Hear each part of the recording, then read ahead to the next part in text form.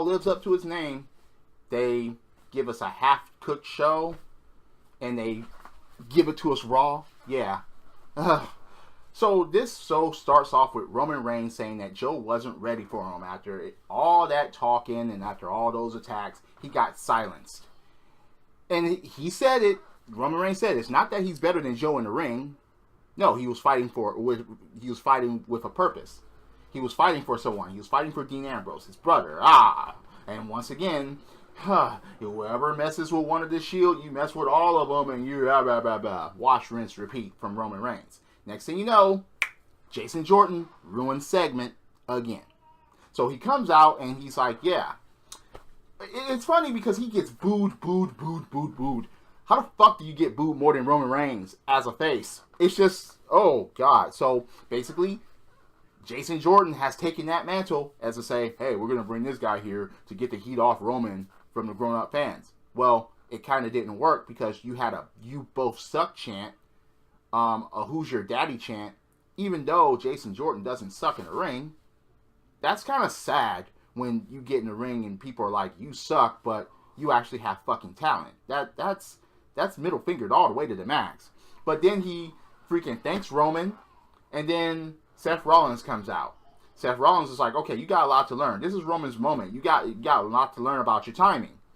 And this is Roman's moment. And Jason Jordan's like, no, this is all of our moment. We all have a problem with Samoa Joe. Roman Reigns took care of it. And it was funny how you can read Seth Rollins' lips saying, I'm sorry, to Roman Reigns. Because Roman Reigns is like, what the hell is this kid talking about? They both were like, what the hell? Because, okay, he actually said, Jason Jordan is like, yeah, we're the most dominant. We're not the Shield, but we're pretty damn good, you know? And we could take on 3 guys, 4 guys, 5 guys. We are the most dominant trio, and we're the champions. Enter the Balor Club. Balor Club was like, okay, look, I've been rolling with, you know, Anderson and Gallows for 10 years. Way before you even know that Kurt Angle was your dad. Who's your daddy chant goes. And it's like, okay, fine.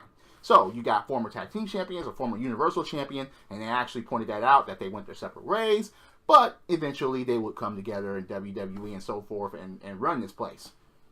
And it started last week. But 2018 will be the year of the Balor Club.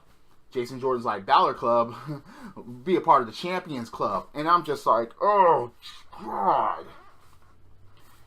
Jason Jordan is cringeworthy on the microphone. It is a damn shame that he's just, oh, goodness. I don't think anything can save him at this point unless he goes heel and just terrorizes. I mean, that's the only thing that I can think of, but I don't even think he's capable of doing that. Yeah, it's just... But anyway... It's funny how Jason Jordan is just the most intolerable person in this segment. And Roman Reigns is a part of the damn segment. So, again, they go on how, okay, yeah, Champions Club, and they get made fun of by the Balor Club. It's like, wait, so this is the new Shield now? Okay, wait, we see the Architect, we see the Big Dog, and then, what do we see here? What's that word? Yeah, nerd! Calls Jason Jordan a nerd. Jason Jordan takes exception to it, slaps Luke Gallows. They have to separate the two, and well, what do you know? Kurt Angle comes out and announces a 6-man tag for the main event of tonight. He said that he already had a big show planned with Brock Lesnar returning and the return of the Jizz. That doesn't make your show big, Kurt. Sorry. That doesn't make it a big show. No matter how much you advertise this fucker. Okay, I'm getting ahead of myself. Anyway.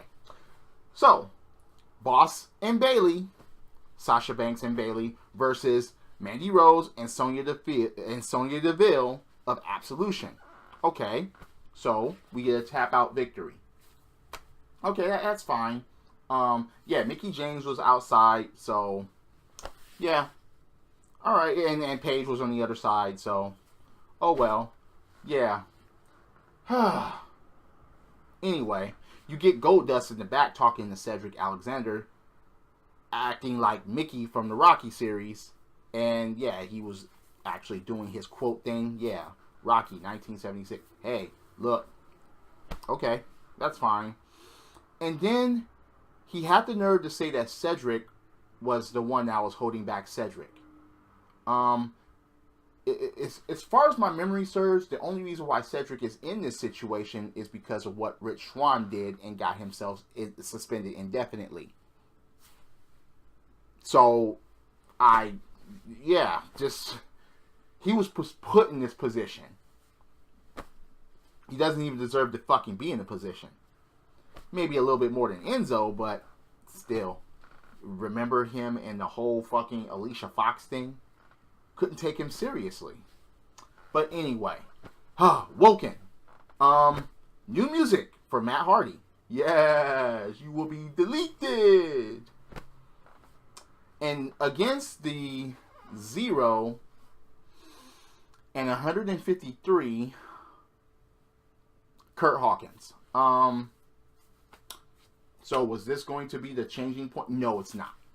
Matt wins.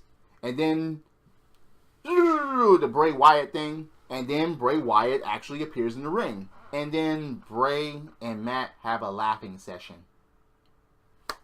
Okay. It went on a little bit too long, but we get the point. They're both out there. They're both nuts. They're both crazy. One is Woken, and the other is just the new face of fear. Oh, God. Anyway, Elias. Walk with Elias. WWE shtick. Yes, he plays his solo, played pretty good. He sings a song about Memphis. He plays and sings about Memphis, and then he introduces the Jizz. Yeah, Elias is ruined. He couldn't even be a part of Jizz TV. He's ruined. There's no direction for Elias now. He was just a fill-in for this Jizzard, even though he's better than the ring and better on the mic and even has a better fucking gimmick. Yes, he's honky-tonk Elias to a point, but still, it's way better than Miz. Okay.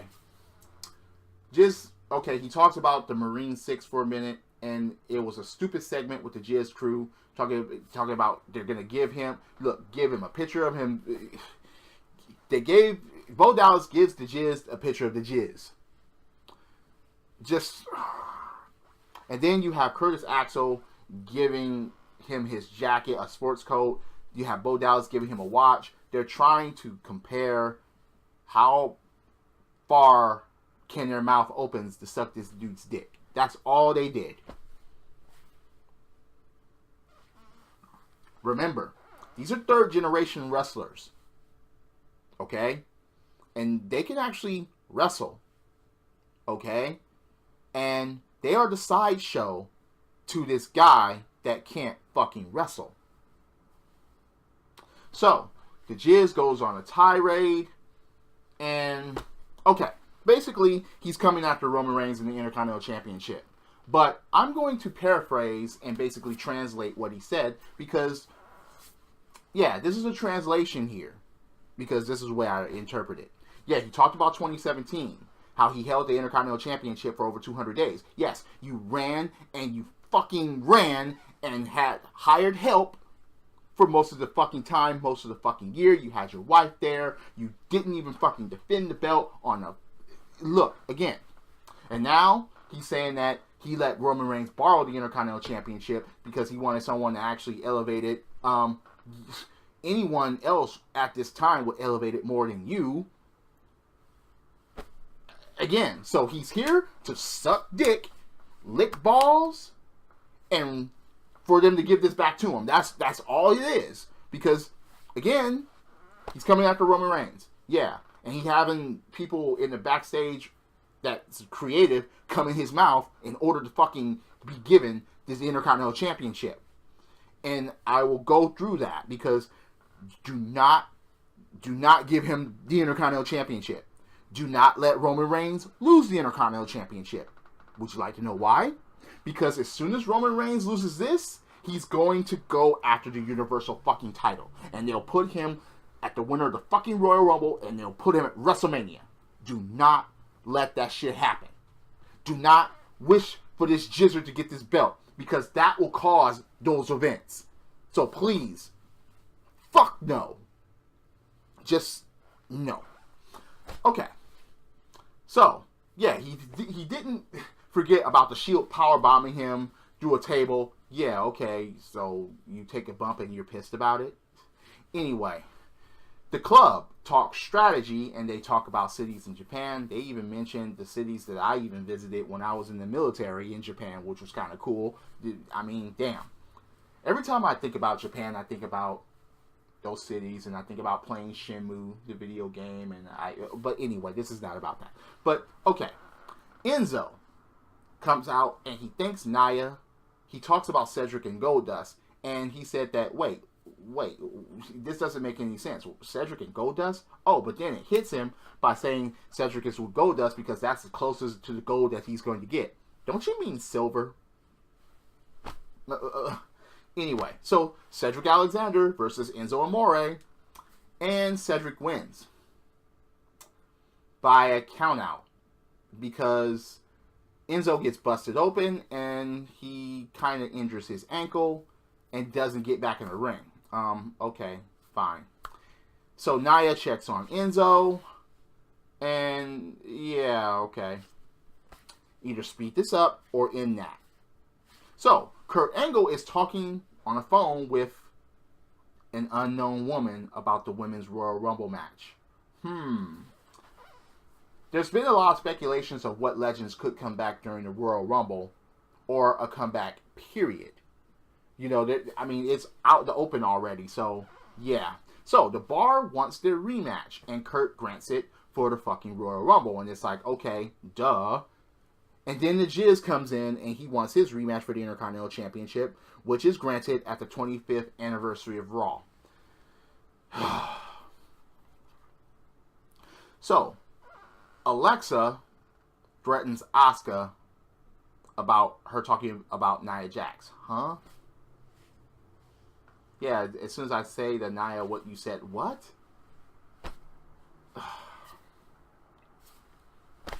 Stupid. Just, I can't believe that WWE was stooped to this level to try to create a conflict. No, just, no.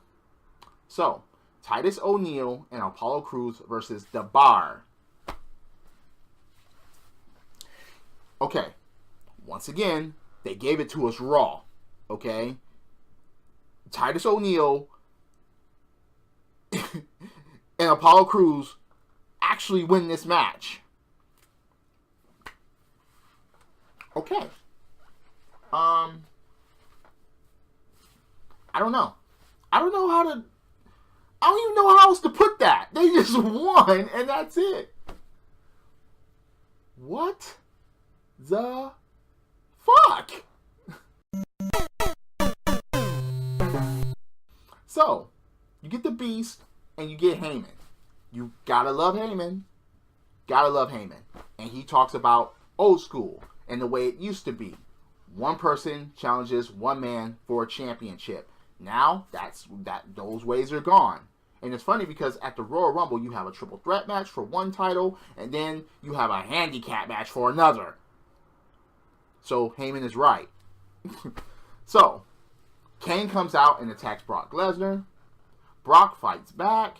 They end up backstage. Braun Strowman shows up, throws both of them around, and actually uses a grappling hook and brings down some backstage stuff onto both Lesnar and Kane. Okay.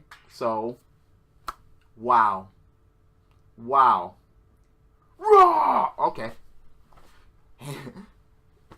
Lesnar gets taken away in an ambulance. He even is like, no, I don't want to be in here. Kane actually gets up and walks away. Stumbles away. So, okay. So, Samoa Joe versus Rhino. Okay. This is fine. it's funny how if they were both still in TNA, this match would have been a lot better and Rhino would have stood more of a chance. But this was basically all Samoa Joe. It was. So Samoa Joe wins and he gets interviewed and he basically calls out Roman Reigns and he actually calls out John Cena. And he says that if he sees John Cena in the Royal Rumble, he's going to eliminate him first. So basically, this is TikTok for Joe versus Cena at WrestleMania. There's no other way to put that. I'm sorry. And he's going to cost Roman Reigns the Intercontinental Championship at the 25th anniversary of Raw. Another thing. That's all I can see. And then Roman Reigns wins the fucking Royal Rumble and challenges Brock Lesnar. And without a cash in sight this time. That's all I see happening now. And it's even pathetic to even just think about that this far out. It's so Asuka stirs the pot with Nia Jax. And even Nia was like, wait, she said that? She said that? Well, do you speak Japanese? Because Asuka doesn't speak English. So this should be over, right? No. Asuka gets in the ring and Nia attacks. Alright. So Nia is actually a threat. Even though Asuka ran through her, I think, twice in NXT. But anyway. You have this 3-on-3. The Club versus Roman Reigns, Seth Rollins, and Jason Jordan. Okay. This was a very stupid situation that they had at the end of the match. Because they're trying to say that Jason Jordan made a rookie mistake when Seth Rollins was about to make a tag and referee didn't see the tag, even though all the ref had to do was just turn around when Jason Jordan got into the ring. And okay, this is pathetic, way pathetic. So Jason Jordan is inexperienced in tag team matches. Jason Jordan is inexperienced in tag team matches.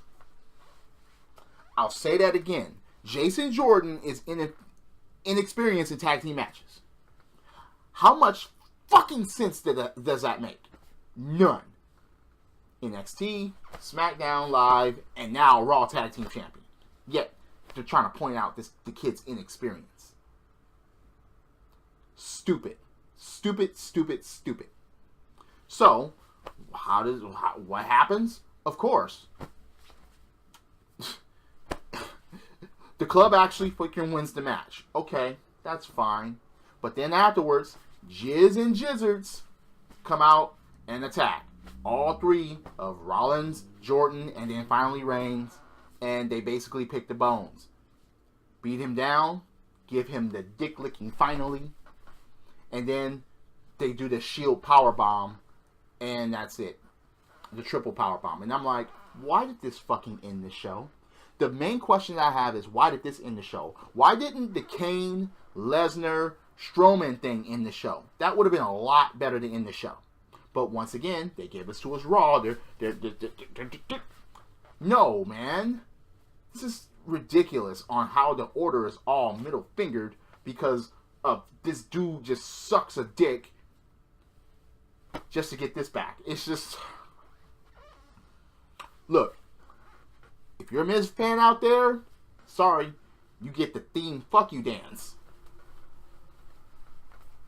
Look, again, Miz can't wrestle, period.